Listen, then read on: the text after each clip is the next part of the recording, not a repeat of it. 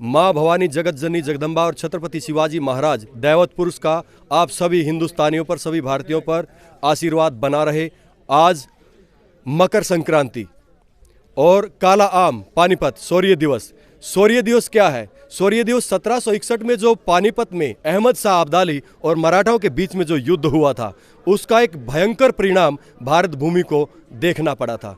भयंकर, और एक उसको हम एक बलिदान को हम एक प्रेरणा भी कह सकते पूरे भारत के लिए। बलिदान वो था कि एक ही दिन में लाखों की संख्या में अपने भारत भूमि के मराठा योद्धा शहीद हो गए थे। इसका सुखद परिणाम क्या रहा? आने वाले 100 वर्षों तक उत्तर की तरफ से कोई भी आक्रमण भारत पर नहीं हो पाया। तो वो जो बलिदान हुआ था, वो बलिदान भारत के लिए सौभाग्य बन गया। तो हम उन हुतात्माओं को, उन महानात्माओं को जो लाखों की संख्या में कट मरे लेकिन हटे नहीं, उनको प्रणाम करने के लिए जो इतने भाई आए हैं देश के कोने कोने से, इन सब भाइयों को मराठा उत्थान समिति की तरफ से, मराठा रामनारायण की तरफ से पहले तो सादर प्रणाम करता हूँ। जय शिवराय। और जो ये कार्यक्रम आज हो रहा है, यह शौर्य स्मारक समिति के द्वारा हो रहा है। शौर्य स्मारक समिति आज से, इस वर्ष से 2022 से स्वतंत्र रूप से हर वर्ष के लिए इस कार्य को करने का जिम्मा उठा चुकी है। तो उसके लिए हम प्रदीप भाई पाटिल जी को, बलविंदर जी को और हमारे जगबीर जी को, फौजी साहब को और बाकी जितने हमारे भाई, उनको कोटि कोटि धन्यवाद करते हैं कि उन्होंने एक अच्छा बीड़ा उठाया है।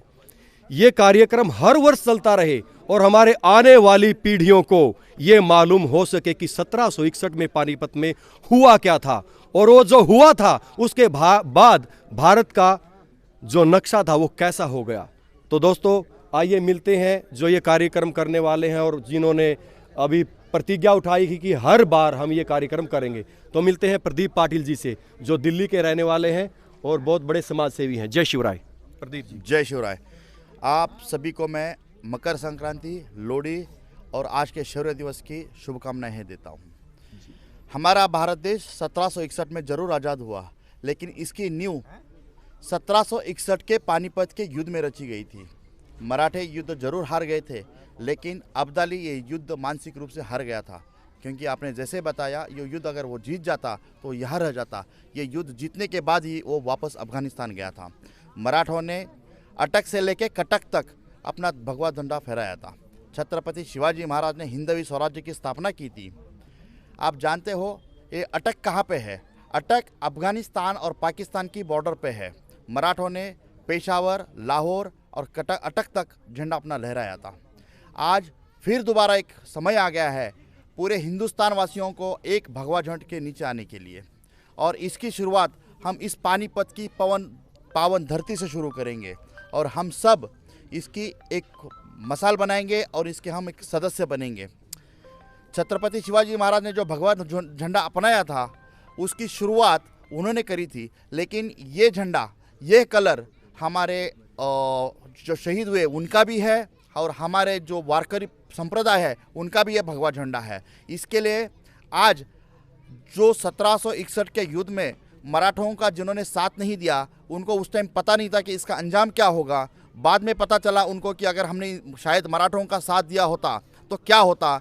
इसका कुछ दिन पहले एक वीडियो वायरल हो रहा था। शशि थरूर जी जो केरला से सांसद है, लेकिन वो अच्छी तरह से इंटरनेशनल इतिहास जानते हैं, उनको किसी एक बच्ची ने पूछा था कि अगर इंग्रज हमारे पे शासन नहीं करते तो क्या होता। उन्होंने बहुत अच्छी तरह से बताया है, अगर इंग्रज शासन नहीं करते तो आज पूरे देश में मराठों का शासन होता।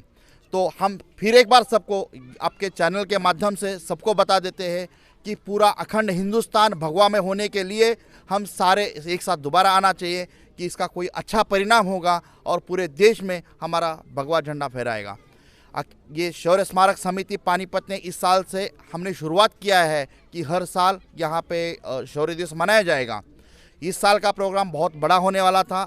आदरणीय मुख्यमंत्री खट्टर साहब, विनोद जी तावड़े जी, राव साहब दानवे जी, छत्रपति संभाजी राजे, ये सारे लोग आने वाले थे, लेकिन कोरोना की वजह से ये लोग नहीं आ पाए।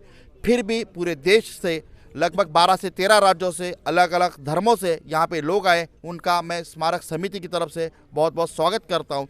खासकर महाराष्ट्र से जो लोग आए उनका अपने खून का रिश्ता है, उनको नमन करने के लिए आए, इसलिए उनका भी मैं अपनी स्मारक समिति की तरफ से बहुत बहुत धन्यवाद देता हूँ। जी, आने वाले समय में जैसे शौर्य स्मारक समिति है, उसके क्या उद्देश्य होने वाले, थोड़ा सा उसके ऊपर भी प्रकाश डालिए। स्मारक समिति ने वैसे ही हमारा काम शुरू कर दिया है। यहाँ पे इस स्मारक में जैसे इसका निर्माणीकरण करना, नूतनीकरण करना, एक अमर ज्योत लगानी है।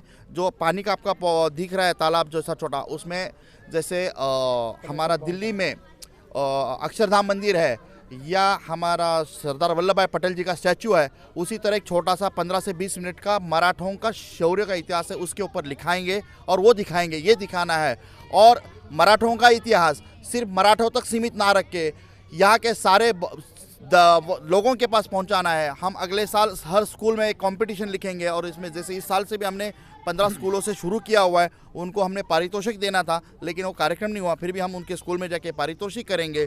और अगले साल हम महाराष्ट्र की धरती की तरफ से जो यहाँ पे परंपरा लगाएंगे कि नारियल देना है, वो नारियल देंगे। और जो लोग अलग अलग क्षेत्रों से, जैसे कोई किसान आता है तो उसको उत्पादन ज़्यादा करने के लिए उसको विशेष सम्मानित किया जाएगा, कोई दूध का उत्पादन ज़्यादा करता है उसको विशेष सम्मानित किया जाएगा, कोई स्कूल अच्छा है उसको सम्मानित किया जाएगा, ताकि लोगों को पता चलेगा। ये हमारा फिलहाल तो कार्यक्रम है। आदरणीय प्रदीप पाटिल जी दिल्ली, और इन्होंने यहाँ पे स्थानीय लोगों को इकट्ठा करके शौर्य स्मारक समिति का निर्माण किया, ताकि हर वर्ष ये जो पावन भूमि है, ये पवित्र भूमि है, जो इस राष्ट्र की अनूठी देन है और राष्ट्र के लिए बहुत बड़ा बलिदान है, उसके लिए शौर्य स्मारक समिति के सभी सदस्यों को और प्रदीप पाटिल भाई जी को सादर प्रणाम, नमस्कार, धन्यवाद।